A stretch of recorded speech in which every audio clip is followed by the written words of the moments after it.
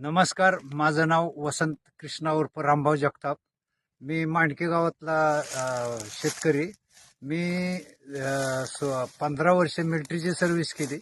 त्यानंतर 25.5 वर्ष national chemical laboratory Pune येथे सर्व्हिस केली. त्याच्यानंतर मी पुणे येथे सर्व्हिसला असतानाच शेतीचा व्यवसाय करत होतो सुट्टीच्या दिवशी येऊन. त्यावेळेला मी ऊसाचं उत्पादन सर्वसाधारण मी सर्व्हिसला असल्यामुळे मला ऊसाच्या उत्पादनाशिवाय पर्यायच नव्हता.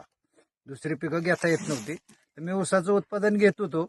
त्यावेळेला माझं उत्पादन मी ठराविक पूर्वीची टेक्नॉलॉजी वापरून मी माझ्या शेतातलं उत्पादन घेत होतो. गेल्या वर्षीपर्यंत तुमचा किती ॲव्हरेज साधारण जात होतं ऊसाचं एकरी? गेल्या वर्षापर्यंत माझा एव्हरेज 6570 टनापर्यंत जात होता. बरं, मला सांगा, आता हे जे ऊस तुटलेलं आहे, हे क्षेत्र आपण बघतोय, अजून काय इथं माल शिल्लक आहे, तर हे किती क्षेत्र आहे? हे 1 एकर क्षेत्र आहे. बरं, आतापर्यंत जे कारखान्याला ऊस गेला आपला, तर किती टन ॲव्हरेज बसलंय आतापर्यंत?